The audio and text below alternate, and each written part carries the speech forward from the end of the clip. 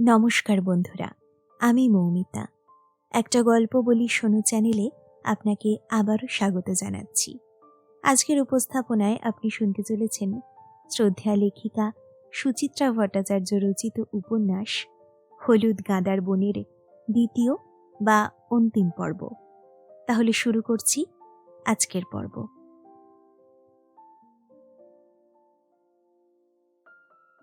প্রাণেশ্বরী বকুলবালা, বহুকাল কাটিয়া গেল, তোমার কোনো সংবাদ পাই না। আশা করি ওং শ্রী শ্রী ঠাকুরের কৃপায় তোমার সর্বাঙ্গীন কুশল।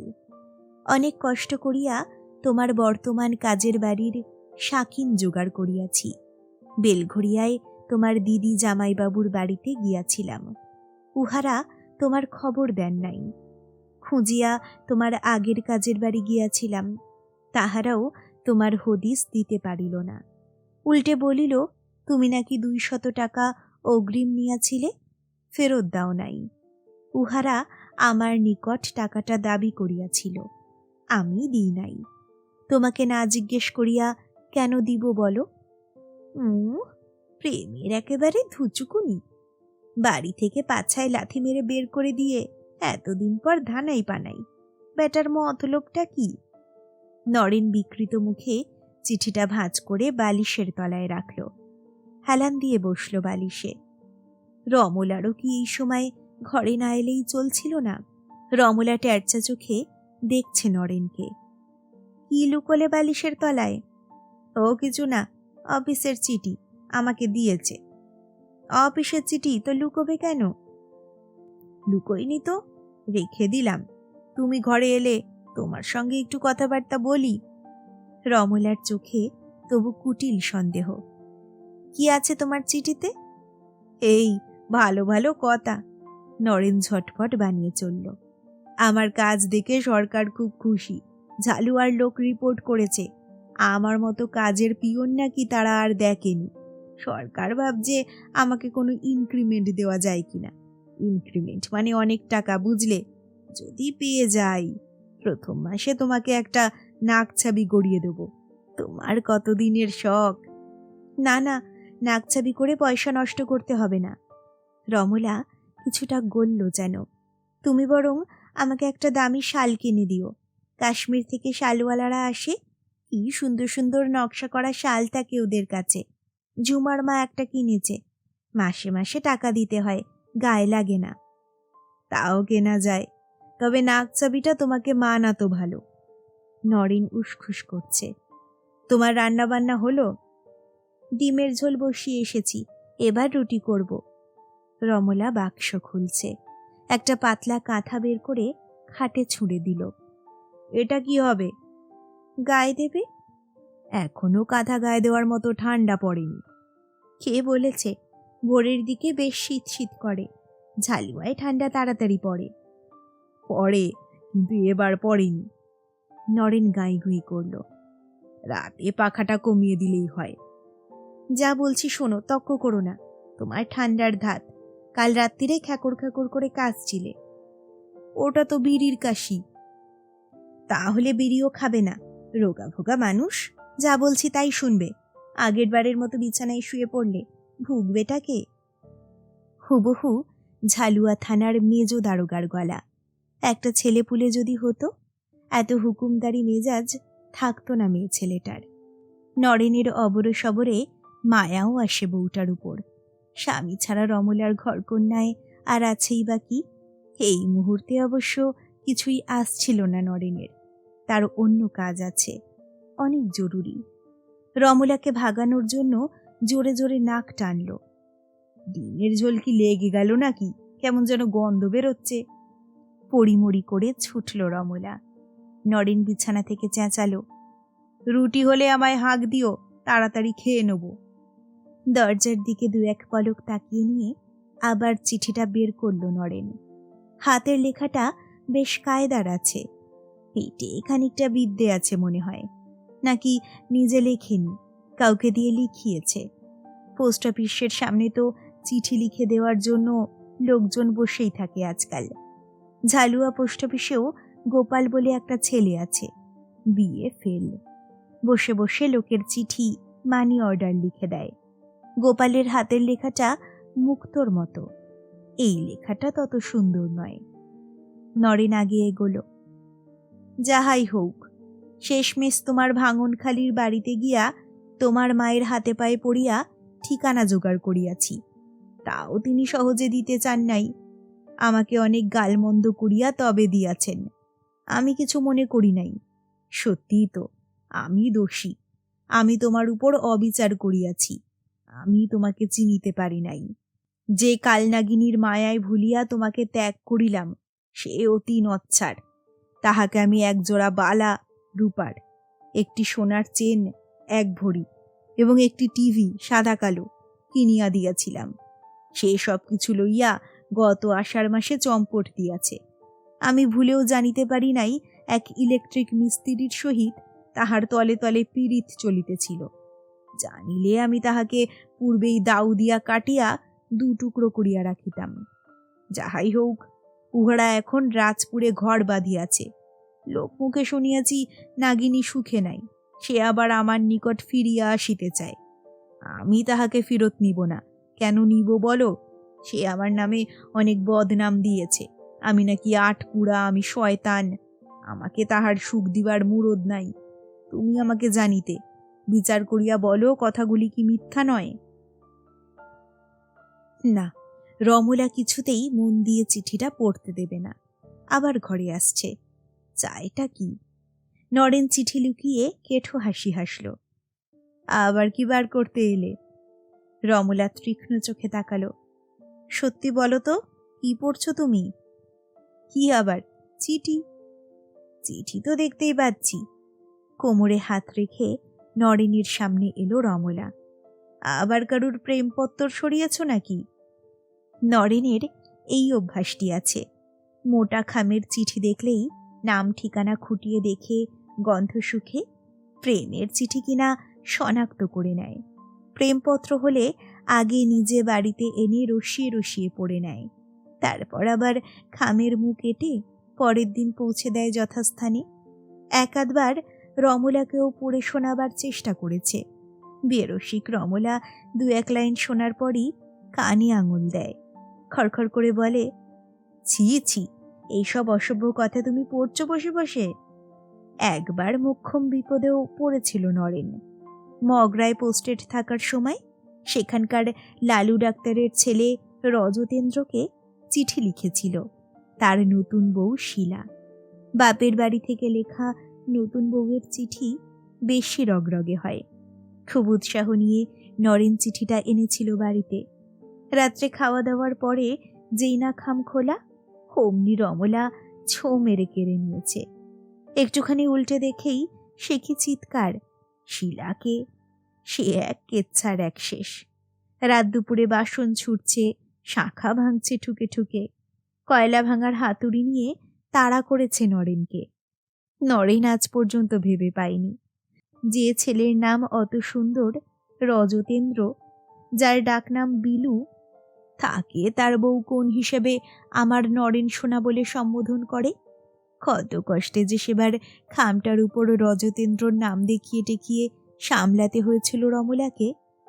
নরেন আজ একটু চালাকি করতে চাইল। নির্বিবাদে বলল, হ্যাঁ ঠিকই ধরেছ, এটা অফিসের চিঠিটা নয়, এটা লাভ লেটার। কি এক কার্তিক কোন এক বকুলবালাকে লিখেছে। রমলার সন্দেহটা নিভল। টেবিলে রাখা পানের বাটা থেকে পান বের করে সাজছে, মুখে পুরে বলল, তাকে কোথায় সেই বকুলবালা? নিপুণ অভিনেতার মতো খামটা তুলে ঠিকানা জোরে জোরে পড়ল Naren. Bakulbala Dasi, care of Kabita Majumdar, quarter number G2, Jhalua হাসপাতাল। রমলা শুনল কি শুনল না বোঝা গেল না। বলল, রুটি হয়ে গেছে, খাবে চলো। বলতে বলতে দরজায় গিয়ে ফিরে তাকিয়েছে। তোমার এই নোংরা অভ্যাসটা আর গেল না? নরেন খুক খুক করে হাসল। অভ্যাসটা আছে বলেই তো রাতের বেলা ভালো লাগে তোমাকে। রমলা ঝপ করে বলে উঠল, ছাই লাগে, একটা বাচ্চা দেওয়ার ক্ষমতা নেই। সে কি আমার দোষ? নরেনেরও আঁতে লেগেছে সঙ্গে সঙ্গে। ভগবান যদি না চায় আমি কি করতে পারি? ভগবানের দোহাই দিও না, কতবার বলেছি ডাক্তারের কাছে চলো, একবার দেখিয়ে আসি। ডাক্তার দেখিয়ে কি হবে? হওয়ার হলে এমনিই হবে। নরেন মুখ খুঁচল। বাচ্চা হলেই বা সংসারে কি এমন সুখ উতলবে শুনি? তোমরা পুরুষ মানুষেরা বুঝবে কি করে? বাইরে বাইরে আছো, আড্ডা ফুর্তি মারছ। তুমিও যাও না, পাড়া বেড়াও, কে বারণ করেছে? আমার ভালো লাগে না। রমলা মুখটা কালো করে চলে গেল। নরেনেরও মনটা বিস্বাদ হয়ে গেল। তাবিজ, কবজ, মাদুলি, এই থান ওই মন্দির, কিছুই বাদ রাখেনি রমলা। শুধু ডাক্তারিটাই বাকি। নরেনই এড়িয়ে গেছে। কেঁচো খুঁড়তে কোন সাপ বেরোয়? সংসারে কিছু কিছু জিনিস গোপন থাকাই ভালো, অশান্তি বাড়ে না। নরেন চিঠিটা বের করেও রেখে দিল। ভালো লাগছে না। দাওয়ায় এসে দাঁড়ালো চুপচাপ। খানিক দূরে পূর্বপল্লীর দুর্গাপুজোর প্যান্ডেল, দত্তদের ফাঁকা জমিতে। লক্ষ্মী পুজো হয়ে যাওয়ার পরেও বাঁশের কাঠামোটা রয়ে গেছে। দেখতে বড় শুনশান লাগে, কেমন একটা হাহাকারের মতো। খেয়ে দিয়ে ফিরে এসে একটা পান মুখে দিল নরেন। রান্নাঘর থেকে বাসন কোসনের শব্দ আসছে। রাতেই সব ধুয়ে মুছে রাখে রমলা। রান্নাঘর ধুয়ে দুবার করে। সুচিবাই। নরেন অন্যমনস্কভাবে চিঠিটা খুলল। মিশ্রি ডাকের মতো টানছে চিঠিটা। বকুলবালা, আমি ভুল করিয়াছি, তোমাকে চিনিতে পারি নাই। আমার শত অত্যাচারেও আমাকে তুমি ছাড়িয়া যাইতে চাও নাই। অন্য পুরুষের প্রতিও তোমার মন যায় নাই, তবু আমি তোমাকে তাড়াইয়াছি। আমি মহাপাতকী, জানি, বলিবার মুখ নাই, তবু বলি, তুমি আবার ফিরিয়া আইসো। আশা রাখি আমাকে প্রায়শ্চিত্ত করিবার সুযোগ তুমি দেবে। দেবে না বকুলবালা? ইতি তোমারই প্রাণেশ্বর শ্রীযুক্ত কার্তিক চন্দ্র নস্কর। পুনশ্চ তোমার উত্তর পাইলে আমি তোমাকে আনিতে যাইব। আমার ঠিকানা বদলায় নাই। চিঠিটা মুড়ে কিছুক্ষণ গুম হয়ে রইল নরেন। তারপরই পেট গুলিয়ে হাসি উঠে আসছে। শালা কার্তিক চন্দ্র, জানেই না বকুলের লাভার বকুলের হাতে পৌঁছে না দিলে এ চিঠি কোনোদিনই পাবে না বকুল। আর একবার যখন নরেনের জিম্মায় এসে গেছে, তখন এ চিঠি পৌঁছবেও না। শালা দিব্যি সুখে নরেন একটা আশনাই চালাচ্ছে, তাকে কিনা ব্যাগরা দেয় কোন সোনারপুরের কার্তিক। মৌজ করে একটা বিড়ি টেনে নরেন শুয়ে পড়ল নিশ্চিন্তে। শেষ রাত্রে এক আজব স্বপ্ন দেখল নরেন। পোস্ট অফিসের সিঁড়িতে গোপালের সামনে উবু হয়ে বসে আছে সে। চিঠি লেখাচ্ছে মুক্তরক্ষরে, প্রাণেশ্বরী রমলাবালা। আমার শত অনাচারেও আমাকে তুমি ছাড়িয়া যাও নাই। অন্য পুরুষের প্রতিও তোমার কখনো মন যায় নাই, তবু আমি তোমাকে তাড়াইয়াছি। তুমি আবার ফিরিয়া আইসো। আমাকে কি তুমি প্রায়শ্চিত্ত করিবার সুযোগ দিবে না রমলাবালা? চিঠি শেষ করে আবার পুনশ্চ লেখালো নরেন। আমি বকুলবালাকে ভুলিয়া গিয়াছি, তাহার সহিত আমার আর কোনো সম্পর্ক নাই। ঘুম ভেঙে বিছানায় বসে খুব একচোট হেসে নিল নরেন। কি খিটকেল স্বপ্ন রে বাবা! মাধ্যমিকে সেকেন্ড ডিভিশন পাওয়া নরেন চিঠি লেখাচ্ছে গোপালকে দিয়ে। রমলা তাকে ছেড়ে গেছে, বকুলের সাথে তার সম্পর্ক নেই। মায়েরই আর কি। পোস্ট অফিস থেকে চিঠির ঝোলা নিয়ে নিত্যকার মতো চলে এলো নরেন হাসপাতাল কোয়ার্টারে। ঘোড়ানিমের কাছে এসে হাঁটু কেঁপে গেল। বাচ্চা মেয়েটা বারান্দার সিঁড়িতে পা ঝুলিয়ে বসে। তার পাশে দাঁড়িয়ে মুখে আঁচল চাপা দিয়ে হাসছে বকুল। নরেন এগোবে কি পিছবে ভাবছে। বকুল নেমে এলো তরতর। পালাও কেন গো পিয়নবাবু? নরেন আমতা আমতা করে বলল, খুকি যে আজ আছে বড়। আর বলো না, ওর সেই দাদুর বাড়িতে অনেক লোকজন এসেছে। দাদুর ছেলে, দাদুর বউ, মেয়ে, জামাই, নাতি নাতনি। দাদুর এখন রুমঝুমের দিকে তাকানোর সময় কোথায়? দেখছো না মেয়ে কেমন ঠোঁট ফুলিয়ে বসে আছে? হ্যাঁ, আপনজন এসে গেলে কে আর পরকে মনে রাখে। ঠিক আছে, আমি যাই তবে। যাই যাই করছো কেন? দুদণ্ড বসো না, ঘরে না হয় নাই গেলে বারান্দাতেই বসলে। নরেন গোমরা হলো। তা ওই বুড়োর বাড়ির লোকজন কতদিন থাকবে? সে আমি কি করে বলবো? বকুল ঘুরে দেখে নিল রুমঝুমকে। শহর থেকে এসেছে তো, নিশ্চয়ই 2-4 দিনের বেশি ঝালুয়ায় মন টিকবে না। 2-4 দিন? সে তো অনেক সময় রে বকুল। এতদিন আমার কাটবে কি করে? কেন, চিঠি বিলি করে? সেটাই তো তোমার কাজ গো। বকুল চপল হাসছে। আজ তোমার খুব বেশি তেষ্টা মনে হয় পিয়নবাবু? নরেনের রাগ হয়ে গেল। ঠাট্টা করতে হবে না, যাচ্ছি আমি। আহা, রাগও কেন, এসো, আজ না হয় মনে মনে কথা বলি।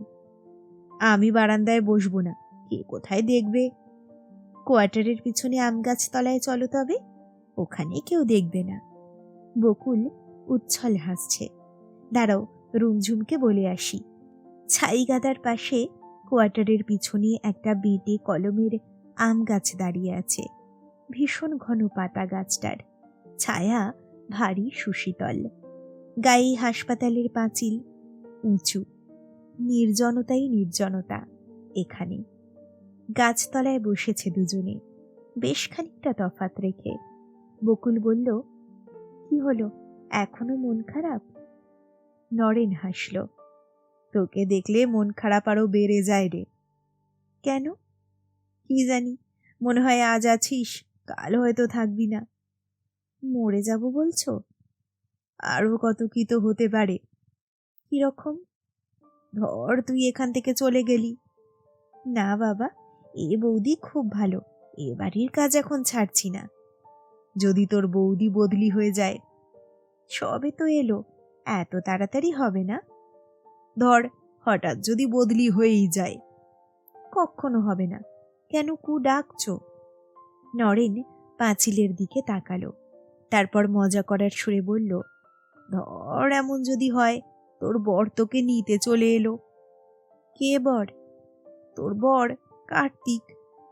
বকুল হিহি করে হেসে উঠল। আহা, আমার কি আর সেই কপাল হবে গো? নরেন সামান্য ধাক্কা খেল। বর এসে ডাকলেই চলে যাবি? বারে, স্বামী নিজে নিতে এলে তাকে না বলে দেবো? বকুলের হাসি বাড়ছে। সেই লোকটা তোকে মারধর করতো, তোকে তাড়িয়ে দিল, অন্য মেয়ে ছেলে নিয়ে ঘর করে, তারপরেও তুই। নরেনের গলায় কথা আটকে গেল। সে তো পুরুষ মানুষেরা করেই। বকুল হাসিতে দুলছে। তুমিও তো তোমার বউকে ঠকাও, সেটা বুঝি অন্যায় নয় পিয়নবাবু? হুট করে রাত্রিরের স্বপ্নটা মনে পড়ে গেল নরেনের। জোর করে মন থেকে সরাতে চাইল স্বপ্নটাকে। তুই আমাকে ওই ট্যাক্সি ড্রাইভারটার সঙ্গে তুলনা করলি। আমি একটা লেখাপড়া জানা লোক, সে একটা মদমাতাল। তো কি? হাসির দমকে গোটা শরীর কাঁপছে বকুলের। তার শরীর স্বাস্থ্য কত ভালো, তুমি তো আমাকে বেড়েই পাও না। ক্রোধে হিতাহিত জ্ঞান শূন্য হলো নরেন। যা ভাঙবে তা ভাঙুক। পকেট থেকে খাম খোলা চিঠিটা বের করে ছুঁড়ে দিল বকুলের কোলে। বকুলের হাসি স্তব্ধ হলো। কি এটা? তোর কার্তিকের চিঠি, কাল পোস্ট অফিসে এসেছে।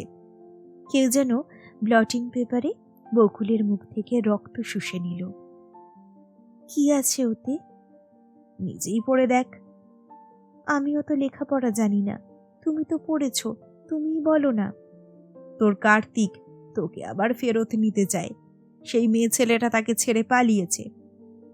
শুনল বকুল, পাথরের মতো নিশ্চুপ। ডান হাতে সজোরে চেপে আছে খামটা।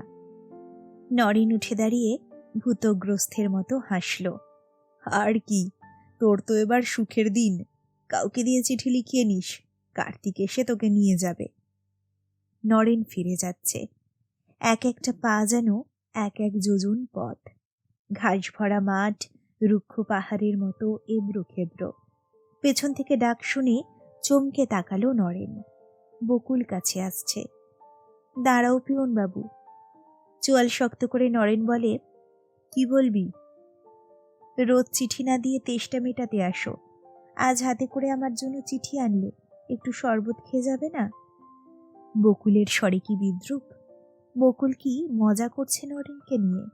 নরেন বলল, আমার আর তেষ্টা নেই, আমি আর আসবো না। বকুলের কাছে আসতে না চাও? এসো না পিয়ন বাবু, বকুল কারোর পথ চেয়ে থাকবে না, তা বলে যেন চিঠির দোহাই দিও না কখনো। চিঠিটা কুচি কুচি করে ছিঁড়ছে বকুল, ভাসিয়ে দিল শূন্যে। নবীন হেমন্তের রোদ্দুরে ভেসে যাচ্ছে কাগজের টুকরো, উড়ছে ঝালুয়ার বাতাসে, উড়ছে, ভাসছে। অবনীর ছায়া পড়ল দরজায়। মহিদা, আপনি কি একবার অফিসে আসবেন? মহিতোষ বিছানায় শুয়েছিল, চোখ বুজে। শেষ বিকেলে এই সময়টায় একটা ছেঁড়া ছেঁড়া ঘুমের মৌতাত আসে তার। কদিনেই আবার অভ্যেসটা খারাপ হয়ে গেছে। মহিতোষ পাশ ফিরল। কেন রে? ঝালুয়া ফার্নিচার্সের গোবিন্দবাবু এসেছেন, আপনার সঙ্গে কথা বলতে চান। তুই কথা বলে নে, আমার আর বেরোতে ভালো লাগছে না। গোবিন্দবাবু আপনার সঙ্গেই কথা বলতে চান, বোধহয় কোনো অর্ডার টর্ডারের ব্যাপার। অবনী মাথা চুলকল। ওই ব্যাপারটা তো হতে পারে। এক সেকেন্ড কি যেন ভাবল মহিতোষ। উঠে বসল বিছানায়। সঙ্গে সঙ্গে ঝনঝন করে উঠেছে মাথাটা। উফ, দুর্বলতাটা কিছুতেই যাচ্ছে না। বলল, ঠিক আছে, এখানে পাঠিয়ে দে। আর শোন, বাড়ি যাওয়ার আগে কারখানা ভালো করে বন্ধ করে যাস। অবনী চলে গেল। আলো বেশ কমে এসেছে। উত্তরের হাওয়াটাও পৌঁছে গেছে ঝালুয়ায়। পাতলা সুতির চাদর গায়ে জড়িয়ে মহিতোষ ভাবল, ঝালুয়ায় এবারে কড়া ঠান্ডা পড়বে। মহিতোষের ঘরের গায়েই কাঁচ ঘেরা বিশাল গোল বারান্দা, রঙিন কাজ।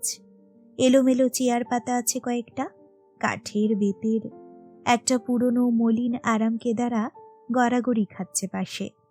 বারান্দার মধ্যিখানে আস্ত এক শুকনো চা গাছের উপরে প্রকাণ্ড একটা গোল কাজ, সেটাই টেবিল।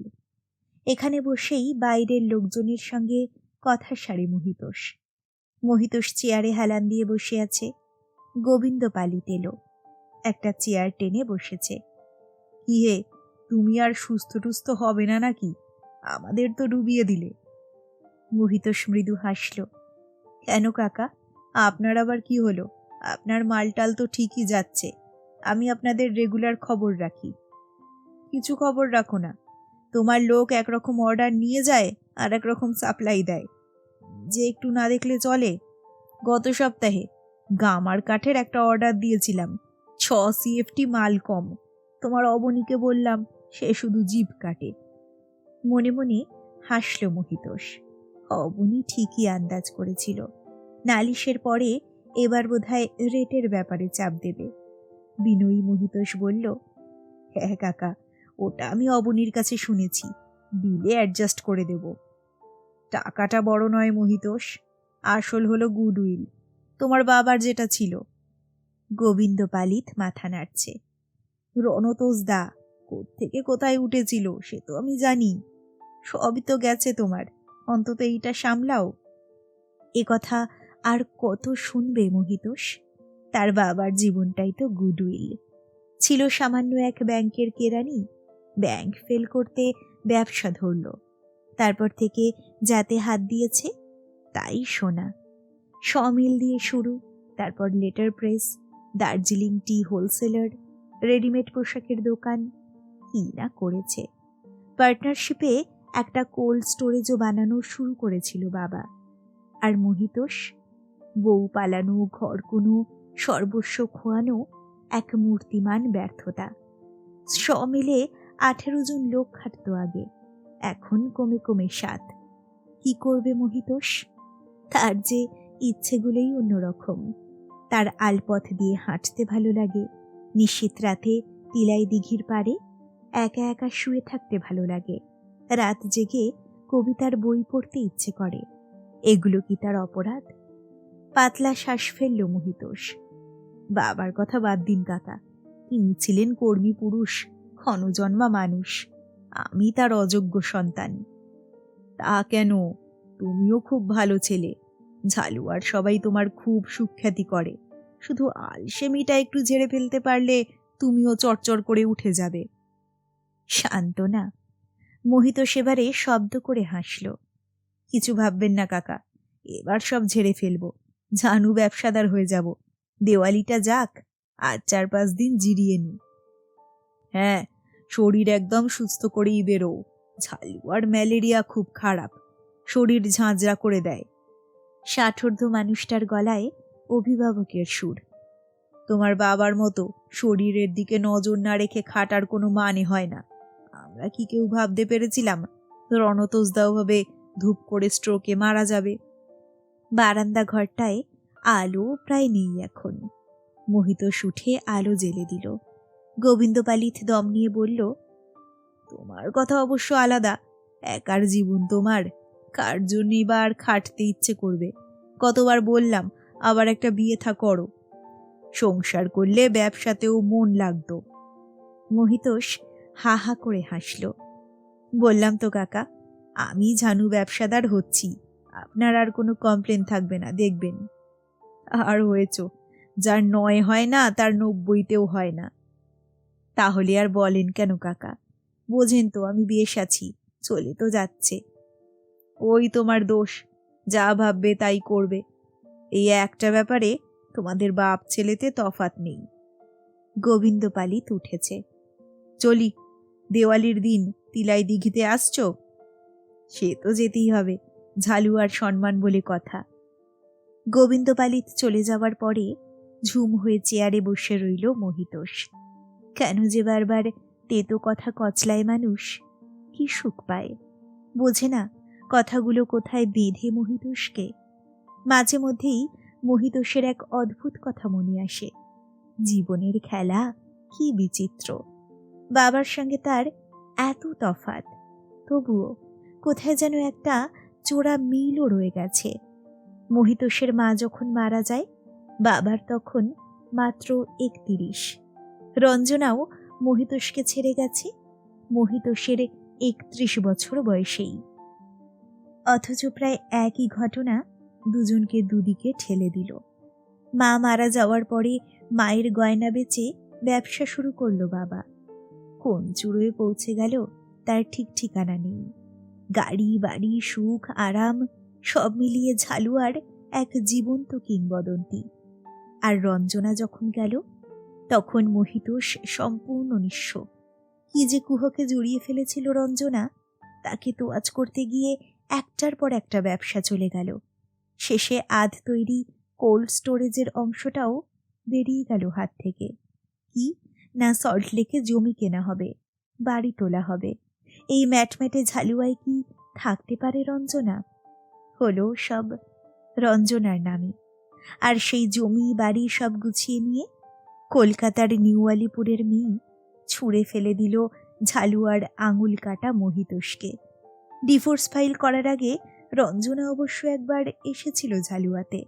বলেছিল মোহিতোষ যদি চায় জমি বাড়ির ভাগ নিতে পারে, নগদ টাকায়। ডিভোর্সের পরে রঞ্জনার তথাগত এসে দিয়ে যাবে টাকাটা। ছি, ওই টাকা ছুলে মোহিতোষ কি আর নিজের কাছে মোহিতোষ থাকত? তিলাই দিঘির জলে নিজের মুখের ছায়াটা আর দেখতে পারত কোনোদিন? মাথাটা ধরে গেছে। একটু চা খেলে মন্দ হতো না। রান্নাঘর বেশ খানিকটা দূরে, ঘরেই তাই স্টোভ রাখা আছে।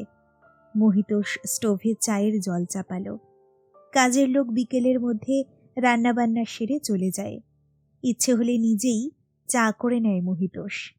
গ্রিলের গেটে শব্দ হচ্ছে একটা, কে যেন ঝাঁকাচ্ছে। একটা বাচ্চা কলকল করছে না? মোহিতোষ বারান্দায় এসেই ভীষণ চমকেছে। কি কাণ্ড, আপনারা হঠাৎ? কবিতা কথা বলার আগেই রুমঝুম চেঁচিয়ে উঠেছে। তুমিই বুঝি ভালো কাকু গো? কবিতা ঝটপট বলে উঠল, মাস্টারমশাই আজ আসবেন না বললেন, ওকে নিয়ে একটু হাঁটতে বেরিয়েছিলাম, সমিলটা দেখে মনে হলো। মোটেই না, রুমঝুম ভুরু পাকালো। তুমি তো বেরোনোর সময়ই বললে আজকে আমাকে একটা ভালো কাকুর কাছে নিয়ে যাবে। বারান্দা ঘরে ঢুকেই ছুটোছুটি শুরু করেছে রুমঝুম। এক কাচের জানলা থেকে অন্য কাচের জানলায় যাচ্ছে। দৌড়ে মহিতোষের ঘরে ঢুকে গেল। ঘর থেকেই প্রশ্ন ছুটছে, স্টোভে কি করছো গো ভালো কাকু? উত্তরটা কবিতাকে দিল মহিতোষ, চা বসিয়েছি, খাবেন? আলতো ঘাড় নাড়ল কবিতা। আপনি বানাচ্ছেন? আমার সবই সেলফ হেল্প, চাও ভালোই বানাই। বারান্দার চেয়ারগুলোকে ব্যস্তভাবে ঠিকঠাক করে দিল মহিতোষ। আপনি দাঁড়িয়ে রইলেন কেন, বসুন না। মহিতোষের ঘর ভেদ করে ভেতরে চলে গেছে রুমঝুম। দৌড়ে ঘুরে এলো। মা মা দেখে যাও, কত বড় উঠোন। রুমঝুম টানাটানি করছে কবিতাকে। মহিতোষ হেসে বলল, যান না, দেখে আসুন না। মহিতোষের ঘরে ঢুকে কিছুক্ষণ আড়ষ্টভাবে দাঁড়িয়ে রইল কবিতা। দেখছে ঘরদোর। মেয়ের মুহুর্মুহু ডাকে গেল ভেতরে। মহিতোষ চা ছাঁকছিল। কবিতা কেন এসেছে আজ? কপালে আজ একটা ছোট্ট কালো টিপ পড়েছে কবিতা। একদম অন্য রকম লাগছে কবিতাকে। হাসপাতালের সেবিকা নয়, যেন অন্য কেউ, ঝালুয়ার লোক। মহিতোষের কাহিনী শুনে আজ সরজমিনে করতে এলো। কবিতা রুমঝুমকে নিয়ে ফিরল। বসেছে বারান্দায়। রুমঝুম রঙিন কাচে চোখ লাগিয়েছে। কবিতা বলল, আপনার বাড়িটা তো ভারী সুন্দর। এত বড় বাড়ি, কিন্তু একতলা। মহিতোষ চা নিয়ে এলো। বাবার খেয়াল, বাবার একতলাই পছন্দ ছিল। ওপাশেও একটা এরকম ধরনের বারান্দা দেখলাম না? সূর্যোদয় সূর্যাস্ত দেখার নেশা ছিল বাবার। এইখানে বসে সূর্যোদয় দেখতেন বাবা, আর ওইখানে বসে সূর্যাস্ত। দেখেছেন তো ভেতরটা কিরকম ইউ শেপ, এদিকে পূব ওদিকে পশ্চিম। ভারী মজার খেয়াল তো। হ্যাঁ, বাবা বলতেন সূর্যোদয় সূর্যাস্ত না দেখলে একটা দিন যে চলে গেল বোঝা যায় না, আর দিন চলে গেল অনুভূতিটা না থাকলে পরের দিনের কাজের স্পৃহাটা আসবে কোত্থেকে। কবিতা চোখে ঢেউ তুলল। তা আপনি এদিকটা বন্ধ করে দিয়েছেন কেন? সূর্যোদয় দেখেন না? মহিতোষ জবাব এড়িয়ে গেল। চা কেমন হয়েছে? কাপে চুমুক দিল কবিতা। ভালোই তো, আমার এরকম হালকা চাই পছন্দ। কি সুন্দর ফ্লেভার। বাবা অভ্যেসটা তৈরি করে দিয়ে গেছেন। দার্জিলিং টি ছাড়া বাবা খেতেই পারতেন না। কবিতা আর চোখে টেবিলটা দেখালো। এটাও বুঝি বাবার শখ? ঠিক ধরেছেন। মহিতোষ হেসে ফেলল। জলপাইগুড়ির চা বাগান থেকে বাবা এনেছিলেন। বাবার গল্প তো শুনেছেন নিশ্চয়ই। ঝালুয়ার দার্জিলিং টির হোলসেলার ছিলেন বাবা। কবিতাও হেসে উঠেছে। আপনার বাবার কথা থাক, নিজের কথা বলুন। আপনি এতদিন ছিলেন কোথায়? এই একটানা 1 মাস? পুজোর সময়ও আমাদের ওদিকে গেলেন না একবারও। মহিতোষের কৌতুক করতে ইচ্ছে হলো। হঠাৎ শরীরটা যেন ঝরঝরে লাগছে। হাসি হাসি মুখে বলল, আমার এক প্রিয়জন এসেছিল। ও, কে প্রিয়জন জিজ্ঞেস করলেন না? সে কিন্তু এখনো আমার কাছাকাছিই আছে। কবিতা যেন সামান্য আড়ষ্ট হয়েছে আচমকা। ঘুরে ঘুরে দেখছে রুমঝুমকে। মহিতোষ হাসতে হাসতে গলা চড়ালো। ম্যালেরিয়া হয়েছিল, খুব ভোগালো এই 1 মাস। যায় আসে ছাড়তে চায় না। অসুখের থেকে কি আর বেশি প্রিয়জন বলুন? কবিতা বিস্মিত চোখে তাকালো। তাই? আমি ভাবছিলাম। কি ভাবছিলেন? কিছু না।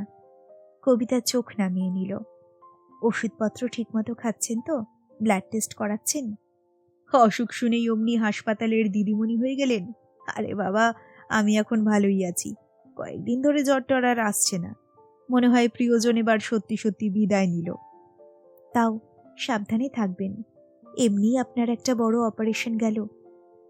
অসুখের কথা বাদ দিন তো, অন্য কথা বলুন। মহিতোষ হঠাৎ একটু প্রগলভ হয়ে বলল, তারপর বলুন, আপনাদের পুজো কেমন কাটল? ভালো, ভালোই। আপনাদের ঝালুয়ায় বেশ সুন্দর পুজো হয়, হট্টগোল কম। সব পাড়ার পুজোতেই বেশ হোমলি ভাব আছে। এদিকে তো এবার রজত জয়ন্তী হলো, এসেছিলেন? আপনাদের রবীন্দ্রনগরে তো? হ্যাঁ, মেয়ে কি আর ছাড়ে? মহিতোষের বলতে ইচ্ছে হলো, এখানে একবার এলেন না কেন?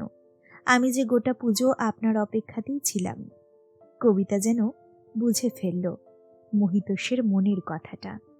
নিচু গলায় বলল, ভেবেছিলাম আপনার খোঁজ করতে আসি, তারপর মনে হলো আপনি হয়তো ঝালুয়াতেই নেই। মহিতোষ বিমর্ষ মুখে বলল, আমি আর ঝালুয়ার বাইরে যাই না। গত 9 বছরে আমি একটিবারও এই শহরের বাইরে পা রাখিনি। কবিতা বুঝি ধাক্কা খেল একটু, চুপ করে গেল। রুমঝুম টেবিলের কাচের তলায় ঢুকেছে, টকটক টোকা মারছে চা গাছের কাণ্ডে। কাচের নিচ থেকে প্রশ্ন করল, কাকু, তোমার সব ঘরগুলোই তালা বন্ধ কেন গো? খুলতে গেলেই হাঁপিয়ে যাই যে। মহিতোষ ঝট করে উঠে দাঁড়ালো। এমা দেখুন, কি বৃষ্টি স্বভাব আমার। আপনারা প্রথম দিন বাড়িতে এসেছেন, তাও পুজোর পর, আর আমি কিনা 1 সেকেন্ড বসুন বলেই প্রায় দৌড়ে ঘরে চলে গেছে মহিতোষ। ফ্রিজ থেকে এক রাশ মিষ্টি বের করে বড় প্লেটে সাজিয়ে নিয়ে এলো। আর কিছু খেতে চাইলে কিন্তু বিপদে পড়ে যাব। নোনতা কিছুই নেই ঘরে, তবে ডিম আছে, যদি খেতে চান তো ভেজে দিতে পারি। রুমঝুম একটা সন্দেশ হাতে নিল। ও মা, এ যে ঠান্ডা গো। মা, আমি কি ঠান্ডা মিষ্টি খাবো? কবিতা ভুরু জড়ো করল। না, খাবে না। কেন? খাক না, টাটকা মিষ্টি, আজই সকালে একজন দিয়ে গেছে। না না, সেজন্য নয়, সদ্য জ্বর থেকে উঠল তো। সে কি, কবে জ্বর হয়েছিল? ঠান্ডা লেগেছিল বুঝি? ওই ইনফ্লুয়েঞ্জা। লক্ষ্মী পুজোর পর হঠাৎ তেড়ে জ্বর, 3 দিন ধরে টেম্পারেচার নামতেই চায় না। কবিতা মেয়েকে দেখে নিয়ে স্বর নামালো। বোধহয় একটু মেন্টাল প্রবলেমও হয়েছিল। ওইটুকু মেয়ের মেন্টাল প্রবলেম? আর বলবেন না, কাকে যেন একটা দাদু পাঠিয়েছে। আমি ডিউটিতে বেরোনোর পর রোজ সকালে তার বাড়ি চলে যেত। তা সেই দাদুর বাড়িতে কারা যেন এসেছিল, দাদু ভালো করে কথা বলেনি, সেই অভিমানী মেয়ে। জ্বরের ঘোরে দাদু দাদু করে কাঁদছিল, তাই থেকেই তো বুঝতে পারলাম। মহিতোষ কৌতূহলী হলো। দাদুটি কে? কোথায় থাকেন? ওই তো আমাদের ওখানে, শিমুলতলা ধরে একটু এগোলে বাগানোলা একটা কটেজ প্যাটার্নের বাড়ি আছে, ওই অত দূরে। রোজ এই মেয়ে। বুঝেছি, দেবেনদের বাড়ি। বছর 2-3 আগে বাড়িটা বেচে ওরা কলকাতায় চলে গেছে। যিনি কিনেছেন তিনি নাকি এক রিটায়ার্ড জাজ। হতে পারে, তবে দাদুরও মেয়ের উপরে খুব টান। বকুল গিয়ে খবর দিতেই দৌড়ে এসেছিলেন। দাদুকে দেখে মেয়েরও জ্বর ভ্যানিশ। কবিতা মেয়েকে কোলের কাছে টেনে নিল। দাদু না এলে রুমঝুমার দাদুর কাছে যেতই না, তাই না রে রুমু? মোহিত সানমনে বলল, কার সঙ্গে কিভাবে কার সম্পর্ক গড়ে ওঠে। ছোট্ট একটা ধ্বনি, তাতেই মহিতোষের বুক ছন করে উঠল। এতক্ষণের প্রগলভতা মুছে গেল নিমেষে। একটাও কথা খুঁজে পাচ্ছে না। আশ্চর্য, কথা না খুঁজে পেয়ে যেন বড় স্বস্তি হচ্ছে মহিতোষের। সহসা কবিতা মহিতোষের চোখে চোখ রেখেছে। আপনি কবে আসছেন আমাদের বাড়িতে? মহিতোষ চোখটাকে পড়তে চাইল, পারল না। বলল, দেওয়ালির দিন যাব ভাবছি। পূর্ণেন্দুর ড্রেসটা দেখতে বেরোবো, তখনই। আপনার সাইকেল ড্রেস ভালো লাগে? পূর্ণেন্দুকে ভালো লাগে। ছেলেটার কি জিল, কি অধ্যাবসায়! কি জানি বাবা, ওরকম একটা হিংস্র যান্ত্রিক দৌড়। এ ওকে ফেলে দিচ্ছে, সবাই একসঙ্গে জিততে চাইছে। ওভাবে ভাবছেন কেন? ওটা তো একটা খেলা। ওরকম জীবন নিয়ে খেলা আমি 2 চোখে দেখতে পারি না। অন্যভাবে ভাবুন, যে তাহারাটাই তো আর জীবনের সব নয়। জয়ের চেষ্টায় মানুষের মধ্যে একটা উইল ফোর্স তৈরি করে। হবে মানে, আপনি বলতে চান উইল ফোর্সের কোনো মূল্য নেই? কবিতা যেন কেমনভাবে হাসল। আপনার যে তার উইল ফোর্স আছে? মহিতোষ নিঃশব্দে বলল, নেই। আর নেই বলেই তো পূর্ণেন্দুকে দেখতে যাওয়া। রুমঝুমকে কাছে টানল মহিতোষ। কি গো, তুমি যাবে না মাস্টার মশাইয়ের ড্রেস দেখতে? যাবে না আবার? যেদিন থেকে শুনেছি সেদিন থেকে নাচছে। কিন্তু নিয়ে যাবে কে? তোমার মা তো যাবে না মনে হচ্ছে। রুমঝুম কচি ভুরুতে কষ্ট করে ভাঁজ ফেলল, তারপর বলল, কেন, তুমি নিয়ে যাবে? আমার সঙ্গে যাবে তুমি? রুমঝুম পলকের জন্য মাকে দেখল, ক্ষণকাল মহিতোষকে। হঠাৎ মহিতোষের দুহাত আঁকড়ে ধরেছে। যাব গো যাব, মা না গেলে তুমি আর আমি যাব। কাটা আঙুলের স্থানটিতে একটা শিরশিরে ভাব ছড়িয়ে পড়ছিল মহিতোষের। কবিতারা চলে যাওয়ার পরেও ভাবটা রয়ে গেল। রাতে বিছানায় শুয়েও মহিতোষের বুকে অভিনব এক বোধ চাড়িয়ে যাচ্ছিল। কষ্ট নয়, আনন্দও নয়, এ তার থেকেও গহীন অনুভূতি। যেন তার কাটা আঙুলগুলো ফিরে এসেছে, আবার জোড়া লেগে গেছে। দিব্যি তাদের নাড়তে পারছে মহিতোষ। মহিতোষের অন্ধকার ঘরে মথ উড়ছিল রাশি রাশি। তাদের ডানা ঝপটানি শুনতে পাচ্ছিল মহিতোষ। ভাবছিল, এরা মথ না প্রজাপতি? মহিতোষের চোখ ভিজে যাচ্ছিল বহুকাল পরে। দূর থেকে দেখতে পেয়েই উল্লাসে লাফিয়ে উঠল রুমঝুম। ছুটতে ছুটতে কোয়ার্টারে ঢুকল। ও বকুল মাসি, এসেছে গো এসেছে। বকুল মাসি বাইরের ঘরে বসে ব্লাউজের হুক সেলাই করছিল। রুমঝুমের ঝাপটায় হাতে ছোঁচ ফুটে গেল তার। বিরক্ত মুখে জিজ্ঞাসা করল, অত লাফানোর কি আছে? এসেছেটা কে? মাস্টারমশাই গো, মাস্টারমশাই।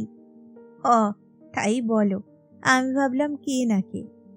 এতদিন পরে মাস্টারমশাই আসছে, মাসির যেন কোনো হেলদোল নেই। রুমঝুমের রাগ হয়ে গেল। মার মতো কড়া মুখ করে বলল, তুমি এখন এ ঘর থেকে যাও তো, মাস্টারমশাইয়ের জন্য চা করে আনো। বকুল মাসি উঠে দাঁড়ালো। খালি পাকা পাকা বুড়ির মতো কথা। চা আমি মাস্টারমশাইকে ঠিক সময় দেব না, এক্ষুনি দাও, খাবারও দেবে। মাস্টারমশাই কতদিন পরে এলো। ভারী তো 7 দিন আসেনি, তার জন্য মেয়ে একেবারে হেদিয়ে গেল। বকুল মাসিটার যেন কি হয়েছে, মুখে এক ফোঁটা হাসি নেই। কটমট করে মাসিকে দেখে আবার লাফিয়ে দরজায় গেল রুমঝুম। মাস্টারমশাই বারান্দায় চটি ছাড়ছে। রুমঝুমের সেটুকুও তর সইছে না। এত এত প্রশ্ন কিলবিল করছে মনে। কোন প্রশ্নটা যে আগে করে রুমঝুম? মাস্টারমশাই গম্ভীর মুখে চৌকিতে বসেছে। বলল, যাও বই খাতা নিয়ে এসো। রুমঝুমের ঠোঁট ফুলে গেল। আগে বলো, তুমি এতদিন আসোনি কেন? ইচ্ছে হয়নি। কেন ইচ্ছেটা হয়নি শুনি? পাকামি করো না, যা বলছি শোনো, বই নিয়ে এসো। মাস্টারমশাইয়ের গোমরা মুখটা দেখে ভুসভুস করে হাসি পাচ্ছিল রুমঝুমের। রেগে গেলে মাস্টারমশাই কেমন চোখ পিটপিট করে, নাকটাও কেমন আঙুরের মতো টসটসে হয়ে যায়। একদিন রুমঝুম 13 পরে বারবার 15 বলে ফেলেছিল। সেদিনও মুখটা ঠিক এরকম হয়েছিল মাস্টারমশাইয়ের। রুমঝুম জানে ওই রাগ রুমঝুমকে ভয় দেখানোর জন্য। রুমঝুম মাস্টারমশাইকে ভয় পাবে কেন? চৌকিতে বই খাতা রাখতে রাখতে রুমঝুম বলল, জানি গো জানি, কেন এত রাগ? কে বলেছে রাগ করেছি? তোমার মুখ বলছে গো। কি বলছে? বলছে তুমি হেরে গিয়ে ভীষণ রেগে আছো, তাই না গো? রুমঝুম, বক বক করো না, পড়বে তো পড়ো, নইলে আমি যাচ্ছি। রুমঝুম চুপটি করে রাইমসের বই খুলল। আর চোখে দেখল মাস্টারমশাইকে। চুপটা সে থাকবে কি করে? পেটের ভেতর থেকে বুড়বুড় করে ঠেসে আসছে কথাটা। বুড়বুড় করে বেরিয়েও গেল, মাস্টারমশাই তুমি হেরে গেলে কেন গো? আমার ইচ্ছে। ইচ্ছে না কচু, ইচ্ছে করে কেউ হারে নাকি? মাস্টারমশাই চুপ। তুমি একটুর জন্য ফার্স্ট হতে পারলে না, তাই না মাস্টারমশাই? হবে। হবে না গো, হয়েছে। কি সুন্দর পাই পাই করে সাইকেল চালাচ্ছিলে, আমি ভাবলাম ফার্স্ট তুমি হবেই, কেউ তোমাকে আটকাতে পারবে না। সবাই ফার্স্ট হয় না রুমঝুম। দাদুও তাই বলছিল। কে দাদু? ওই যে গো, বাগান দাদু, ওই দিকে থাকে। তোমাকে সেদিন তার কথা বলছিলাম না। ও, মনোময় বাবু। হ্যাঁ গো হ্যাঁ, দাদুও তো সেদিন তোমার রেস দেখতে গিয়েছিল। জানি, দেখেছি। বাবা, তুমি হেরে গেছো বলে সেদিন সবার কি মন খারাপ। দাদুর মন খারাপ, মার মন খারাপ, ভালো কাকুর মন খারাপ। রুমঝুম ঝুপ করে কথা থামিয়ে দিল। সেদিন বাড়ি এসে রুমঝুমু কি কম কেঁদেছে? কিন্তু এই কথাটা রুমঝুম মাস্টারমশাইকে কিছুতেই বলবে না।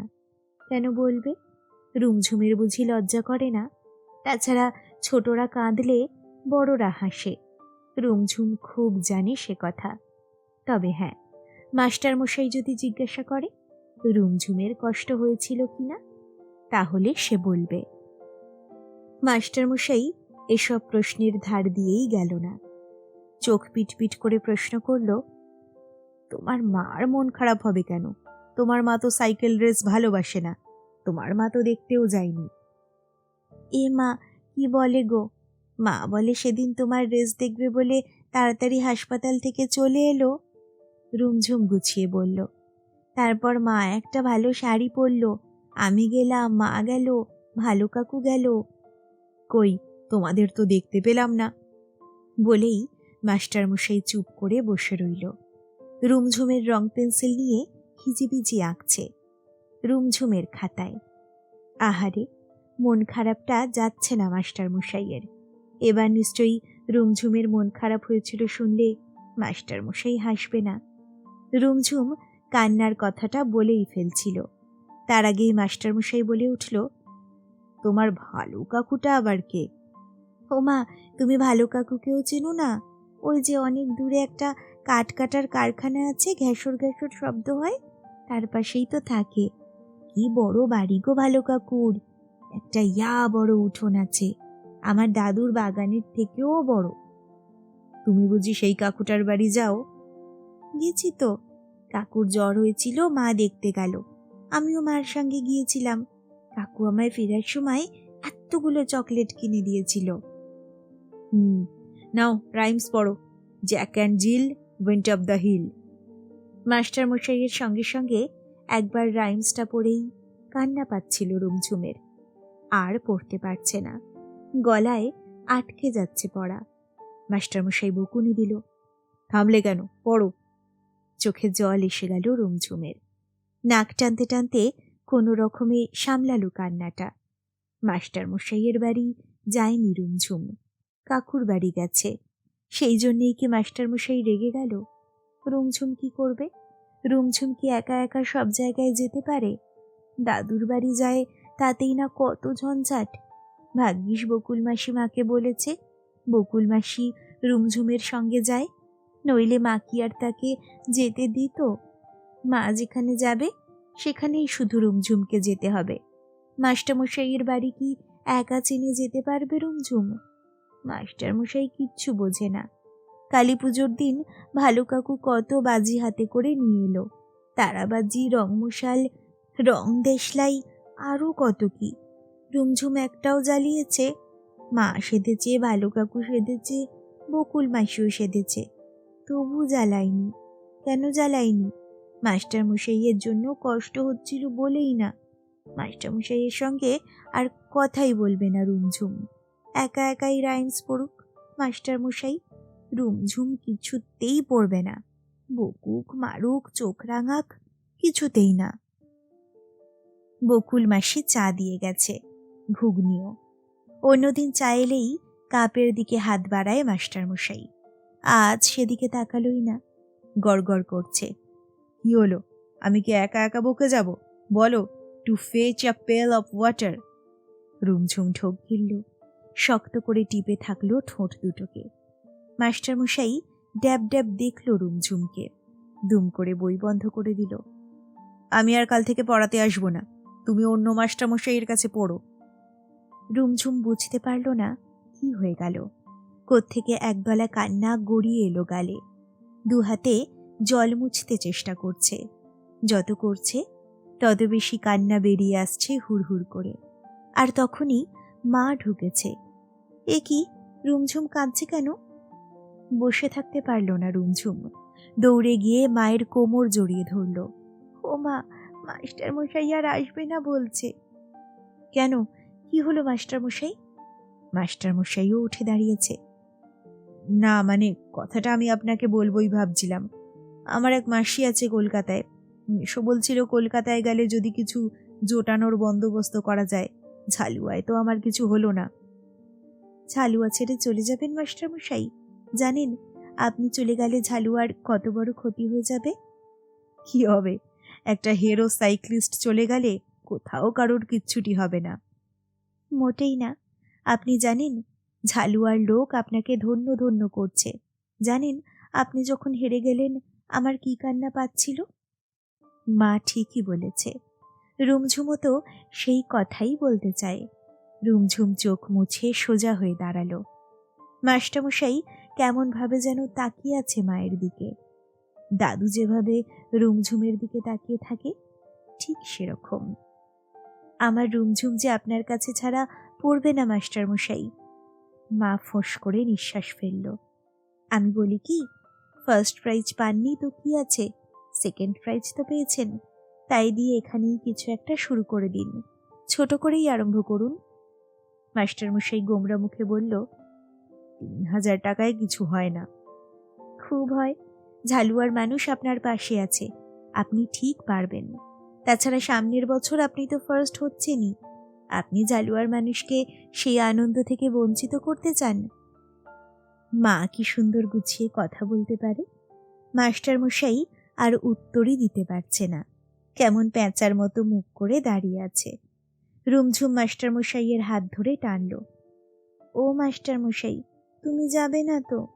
মাস্টারমশাই রুমঝুমের চুল ঘেঁটে দিল। আজ অন্তত যাই, তবে কাল কিন্তু কোনো ফাঁকি নয়, সব কটা রাইমস মুখস্থ বলতে হবে। রুমঝুমের বুক থেকে যেন পাথর নেমে গেল।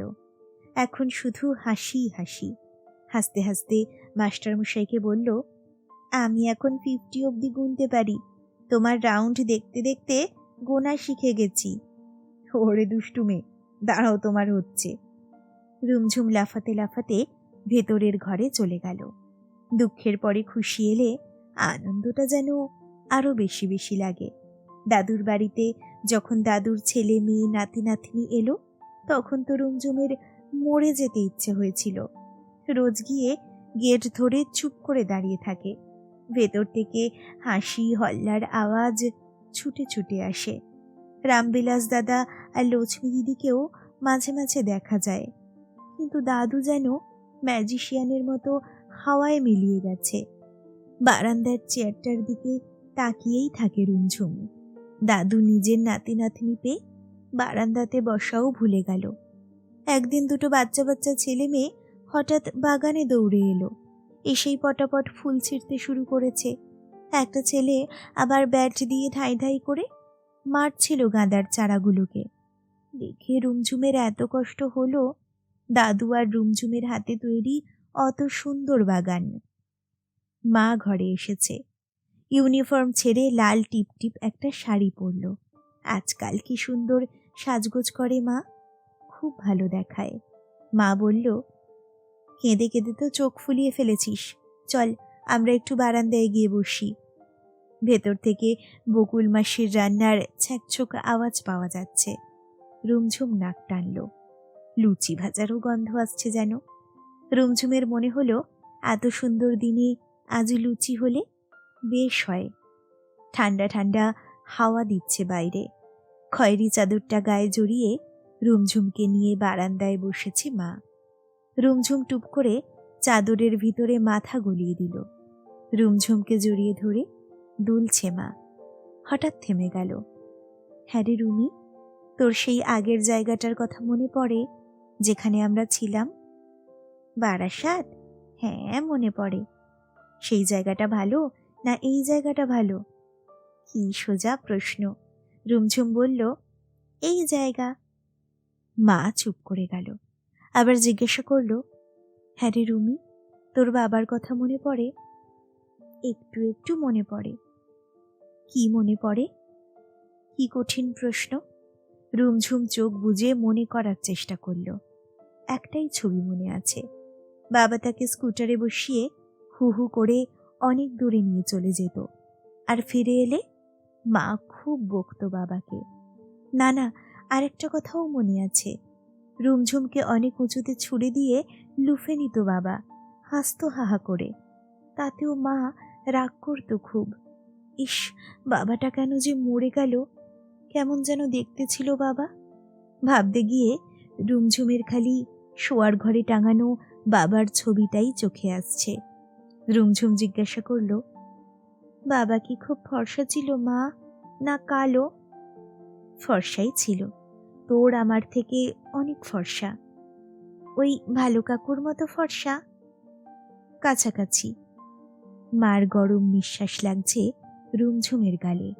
মা আবার বলল, প্রায় ফিস ফিস করে, হ্যাঁ রে রুমি, ভালো কাকুকে তোর কেমন লাগে? ভালো কাকু তো ভালো। আচ্ছা রুমি, ভালো কাকু যদি আমাদের সঙ্গে থাকে তাহলে কেমন হয়? কেন আমাদের সঙ্গে থাকবে কেন? আমাদের কোয়ার্টারে এসে থাকবেই বা কি করে? বকুল মাসি বাইরের ঘরে শোয়ে, আমরা শোয়ার ঘরে। আর আমরা যদি ভালু কাকুর বাড়িতে গিয়ে থাকি? হে কি তাজ্জব কথা রে বাবা! রুমঝুমরা এই কোয়ার্টার ছেড়ে ওখানে গিয়ে কেন থাকবে? সাধে কি বড়দের কথার মাথা মুন্ডু খুঁজে পায় না রুমঝুম? রুমঝুম গম্ভীর হয়ে গিয়ে বলে, আমরা কেন পরের বাড়ি থাকবো? ধরে কাকু যদি তোকে বলে, রুমি তুমি আমার বাড়িতে এসে থাকো, আমি সব ঘরের দরজা তোমাকে খুলে দেব, তাহলে তুই যাবি? কেন বলবি ওরকম কথা?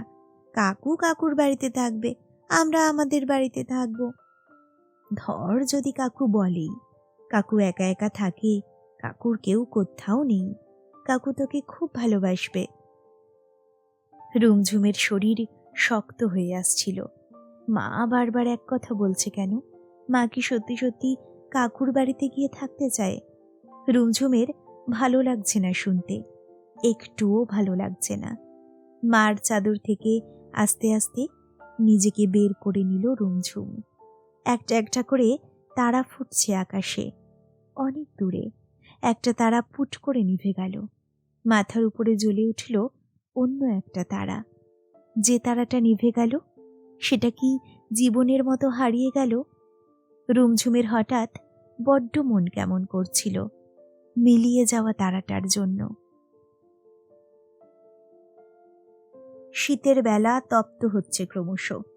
রোদের সঙ্গে পাল্লা দিয়ে হাওয়া বইছে শনশন। হাওয়া যেন বরফের ছুরি। সূর্য হার মানছে তার কাছে। অঘ্রাণেই পৌষ এসে গিয়েছে ঝালুয়ায়। রোদের তাতটা বেশ মিঠে করা লাগছিল মনোময়ের। গত জীবনে পাউচের তামাক পাকিয়ে সিগারেট খেতেন, সেই তামাকের মতোই মিঠে করা গন্ধ আছে রোদটায়, যেন নেশা ধরে যায়। তফাৎ একটাই, এই রোদে প্রচুর ভিটামিন। মনোময় বারান্দা থেকে হাঁক পারলেন, রামবিলাস, এই রামবিলাস। দড়িদড়া বাঁশের খুঁটি কাঁধে রামবিলাস বেরোচ্ছে গেট দিয়ে, হাতে একটা ইয়া বড় শাবল।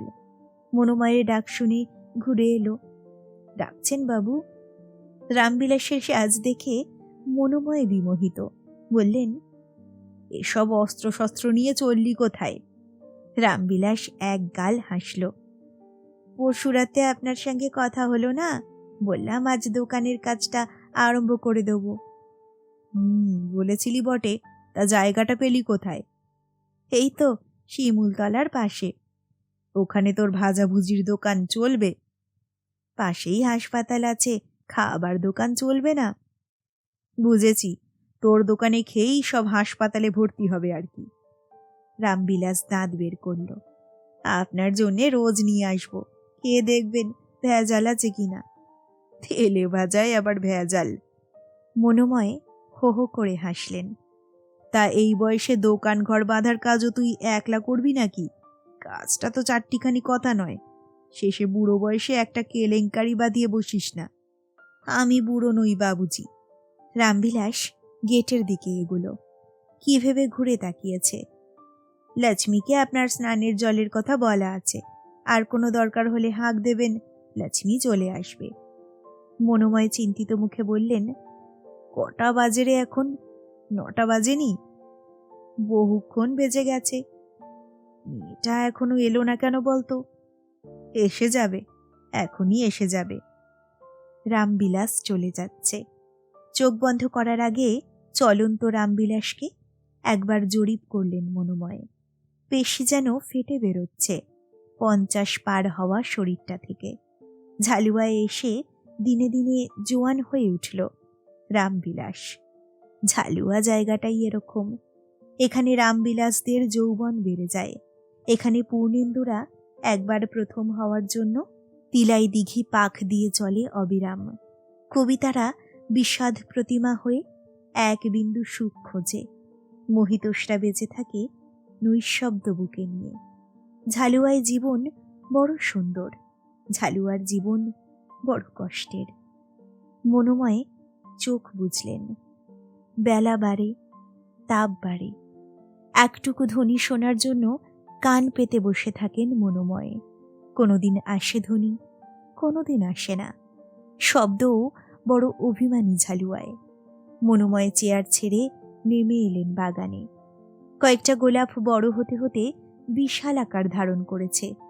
তাদের খুব নিকটে এসে দাঁড়ালেন মনোময়। কালচে লাল রং ফ্যাকাশে হয়ে আসছে। এবার যে কোনো দিন শব্দ করে ফেটে যাবে ফুলগুলো। পাপড়ি সব ঝরে পড়বে মাটিতে।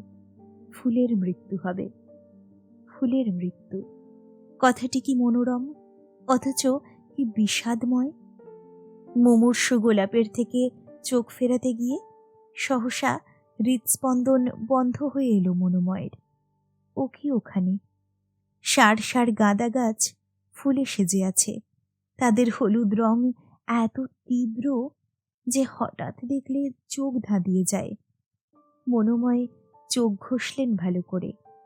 না, ভুল দেখেননি মনোময়। হলুদ গাঁদার বনে শুয়ে আছে রুমঝুম। অঘরে ঘুমাচ্ছে কুঁকড়ে, ছোট্ট হয়ে। উগাল জুড়ে তার শুকিয়ে আছে অশ্রু, তবু ঠোঁটের ফাঁকে কি অপার্থিব হাসি। কখন এলো মেয়েটা? মনোময় মেয়েটাকে ছুতে গিয়েও হাত সরিয়ে নিলেন। আহা, থাক, ফুটে থাক ফুল হয়ে। এমনি করে ফুটে থাকার নামই তো জীবন।